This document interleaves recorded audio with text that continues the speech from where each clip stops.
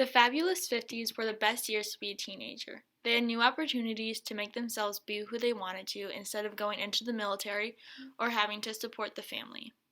Some things that changed in the 1950s were how different pre and post World II teens were, the new rules and regulations adults made for the rising teenagers, and also new entertainment teenagers created.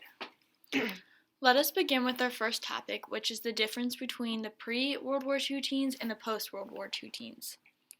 There was a huge difference that came about after World War II because of the rising teenagers. One of the biggest changes in the 50s was how the teens started to rise in media, education, family life, and economics.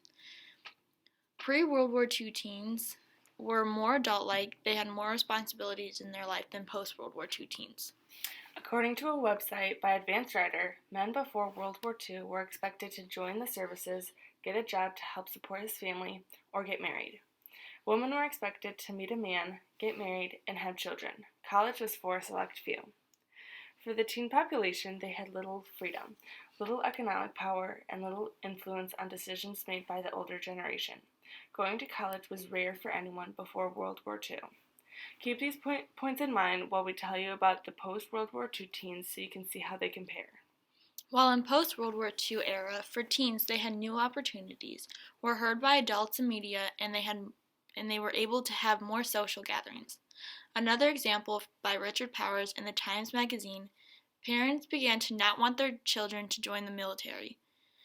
They wanted their children to finish high school and also go to college. Since more teens were going to school for a longer time, this resulted in social gatherings. They began to buy their own radios and TVs with the money that they earned from the jobs that they had. Another example of how teens changed were the opportunities they had in the work field. According to another article by Time magazine titled The Luckiest Generation, written on November 29, 2004, they had the opportunity to work at virtually any job they chose. They often were able to keep the money that they earned, which allowed them to see their friends more often.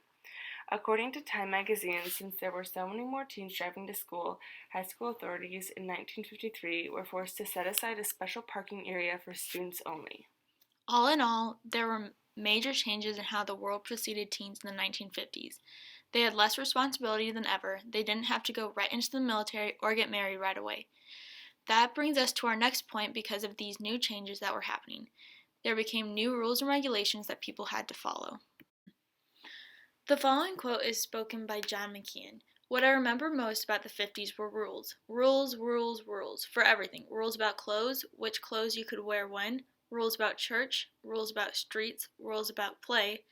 What McKeon is trying to say is that the 50s had so many rules that is all he remembered. Parents didn't like the way teens were growing up, so they tried to stop them from doing it by creating rules. With the public increasing the recognition of the teen presence, there became disapproval. There have always been inter-family conflicts between parents and their adolescent children, but this cultural division was larger. A significant portion of the adult generation disapproved of the values and lifestyles of the teens and were doing something about it, including setting new rules and restrictions. Some of the major rules that came about according to an article sponsored by Stanford University and written by Richard Powers include rock and roll music was attacked on all fronts. With records banned and smashed, radio DJs were ordered not to play certain songs. Rock singers, especially Elvis, was condemned. Although this did not stop the teens from seeking out rock and roll, it just made it more difficult for them to find. The article also includes how harsh these rules really were. With adults being so worried about the music, it resulted in teen dances were shut down, rock and roll music was banned, and students were expelled for multitude of rule infractions. The older generation was extremely worried about juvenile delinquency in the 1950s. This didn't mean drugs or drive-by shootings, but rather chewing gum in class and hot rods, which allows a car to go faster than they were designed to go. Also, interracial couples were a huge problem according to the older generations. Even though teenagers couldn't listen to rock and roll music, they found other ways to entertain themselves. Something that was very important to teens was entertainment, and it came in lots of different forms. They had dances and drive-in movie theaters. Something that has not changed since then is the fact that eating out is a very big social event.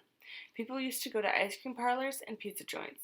School dances were also extremely popular, but with most schools banning dances, the teens came up with different ways to get around the rules.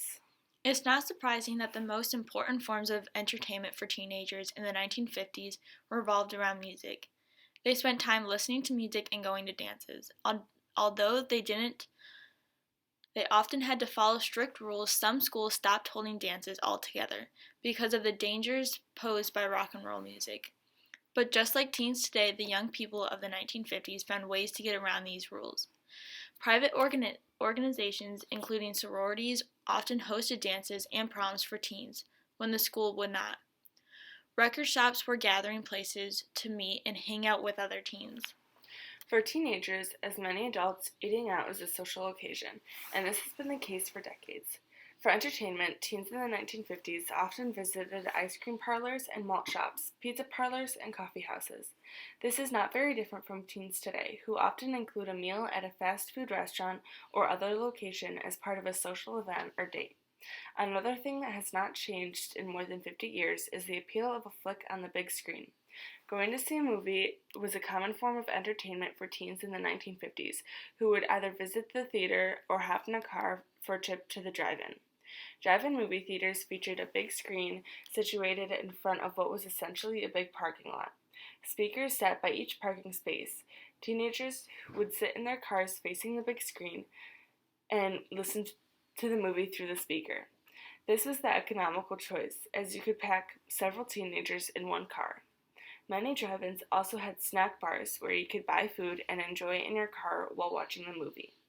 Entertainment was big for teenagers. Drive-in movie theaters, going out to eat, and dances were all popular things teenagers did for fun in the 1950s. Teenagers in the 1950s had an exceptional life because of the new opportunities that came about, shaping the lifestyle of teens. As you can see, there are many new changes that came about in the 1950s, some of which include the difference between pre- and post-World War II teens, the rules and regulations that came about because of the rising teens, and finally, the new entertainment that started because the teenagers had more time in order to do things instead of worrying about job or going into the military. If you were a teen in the 1950s, instead of girls and guys wearing pants, you would have to wear a skirt if you were a girl and dress pants if you were a boy. Instead of being able to listen to any music genre in the 1950s, you weren't allowed to listen to any rock music or the sort.